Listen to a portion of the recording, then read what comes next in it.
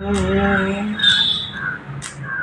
कमलकांत प्रभाकर कमल कुंज से आ गया हूँ और आज का शीर्षक धरा का दीप होगा।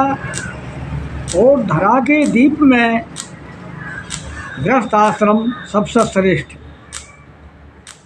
हमारे ऋषि मुनियों ने गृहस्थ आश्रम को सबसे महान श्रेष्ठ बतला है और इसकी रक्षा ऋषि मुनियों को, राजनैतिक उत्तरदायित्व वाले लोगों को, राजा महाराजाओं को करनी चाहिए। गृहस्थ आश्रम से देश का निर्माण, राष्ट्र का निर्माण और संस्कृति साहित्य की बहुत बड़ी आवश्यकता है। अब गृहस्थ आश्रम में संस्कार, जब तक संस्कार मानव के नहीं होंगे तो मानव इस देश का, समाज का कोई कल्याण नहीं कर सकता। देखिए भारत कितनी दुर्दशा को प्राप्त हुआ। भारतेंदु हरिश्चंद्र ने भारत की दुर्दशा के कितने कारण बतलाए, उसको आप देखिए। मैत्री संस्कृत जी ने इस पर प्रकाश डाला है। तो हमें गृहस्थ आश्रम की ओर विशेष ध्यान देना है, तभी हमारे देश का, राष्ट्र का निर्माण हो सकता है। तो इस पर भी आज मैं दोहे के द्वारा संकेत करूँगा। गृहस्थ तभी सुख धाम है,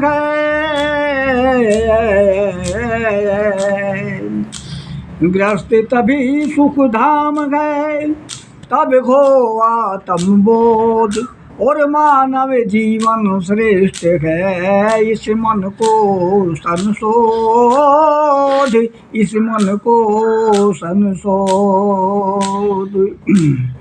समता दीप जलाए के और पावन के संग खेल, देश प्रेम सर्वोपरि, करो परस पर मेल, करो परस पर मेल, करो परस पर मेल। तो सबको मिलजुल करके रहना चाहिए। राष्ट्र के निर्माण में पशु पक्षी तक का सहयोग है, जीव जंतुओं का सहयोग है। हमारी जो जगदम्बे माँ है, जो प्रकृति है, वो हमें प्राण दे रही है, जीवन दे रही है। तो सारा ये एक तारतम्य है और इसका कोई ऐसा आधार है जिसके आधार पर ये घूम रहा है। तो जो उसका आधार है, रचनाकार है, उसकी ओर भी अब प्रकाश डाला जाएगा। तो यहाँ ज्ञान की आवश्यकता है। जब मनुष्य के पास ज्ञान नहीं होता, वो अज्ञानी रहता है, तो उसका जीवन एक पृथ्वी पर एक बोझ रहता है। वो स्वयं भी अपने आप को ऐसा अनुभव करता है जैसा तुम इस संसार में नहीं हो। तो यहाँ आया है अग्रजनी, रजनी अंधकार, अविद्या। अविद्या में भी जब ज्ञान का प्रकाश हो, जब आत्मा का प्रकाश हमारे हृदय में प्रस्फुटित हो जाता है, तो हमें एक आनंद और आह्लाद की उपलब्धि होती है। तो इस पर अभी ये रजनी से प्रारंभ करता हूँ मैं।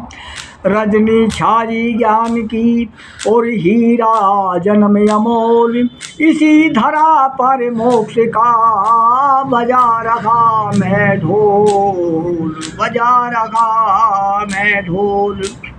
दान दिया क्या हो गया और दान लिया क्या दान, तत्व विवेचन ज्ञान को लिया दिया धनमान, लिया दिया धनमान।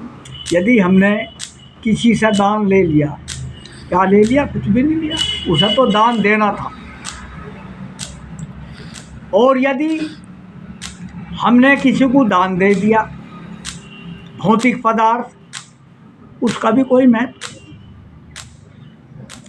तत्व विवेचन ज्ञान, यदि तत्व विवेचन ज्ञान है जिसमें आत्मा और परमात्मा का ज्ञान सन्निहित है, यदि हमने किसी को तत्व ज्ञान दे दिया तो हमने सबसे श्रेष्ठ दान दिया। और यदि हमने किसी से श्रद्धापूर्वक ज्ञान ले लिया तो तब भी हमने कुछ ले लिया। तो इस प्रकार से तत्व विवेचन ज्ञान का महत्व है। और यहाँ एक विशेष बात, कबीरदास जी ने एक परम तत्व की विवेचना की। तो कबीर एक महान संत हुए और उन्होंने देश को, समाज को जागरूक किया अपनी सर्व भाषा में। तो आज मैं सर्व भाषा का प्रयोग कर रहा हूँ। परम चेतना एक है, बुद्धि भरम अनेक, तरक मुक्ति द्वंद्व जान से, आदि अंत में एक, आदि अंत में एक। तो कुछ लोग मन को बस में कर रहे हैं, कहते जी मन बस में नहीं। तो मन बस में कैसे होगा? पुरुषार्थ कीजिए, परमार्थ कीजिए, देश धर्म और समाज के लिए हर समय तत्पर रहिए, तो मन बस में हो जाएगा।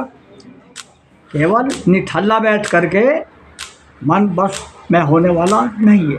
मन परमात्मा ने एक यंत्र बना है और जो निःशुल्क सदैव अपने कार्य में तत्पर रहता है। तो यहाँ मन पर लिखा गया है, मन की शक्ति खो रहे ज्ञान मन का ज्ञान, ज्ञान मन का ज्ञान, वंदनाया में ज्ञान का, पर मन ही परम विमान, मन ही परम विमान। मन बस में करते रहे, साधन किए अनंत, साधन किए अनंत, वंदना करते रह गए, आ गया अंतिम अंत, आ गया अंतिम अंत।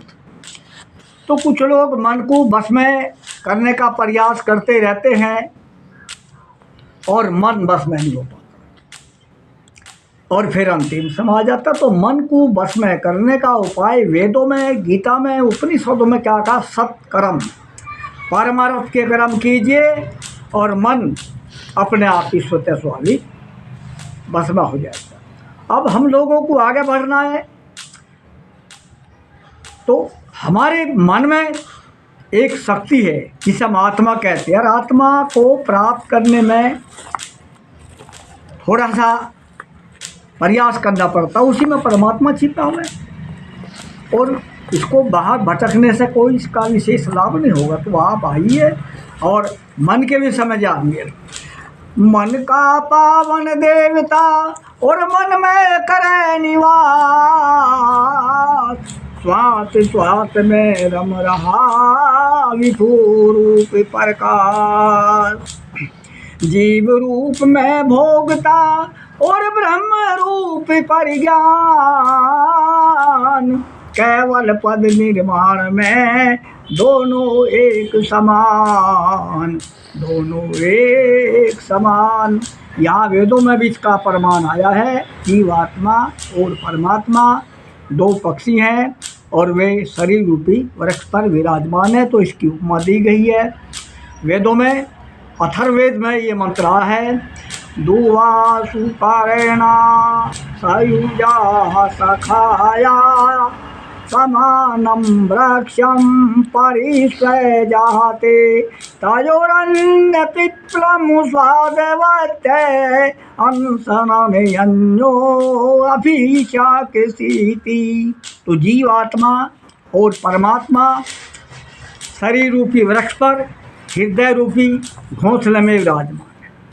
जीवात्मा फलों को भोगना चाहता है और वो भोग रहा है, और परमात्मा रूपी जो पक्षी है, जो उसका सखा है, उसके समान है, वो केवल देख रहा है।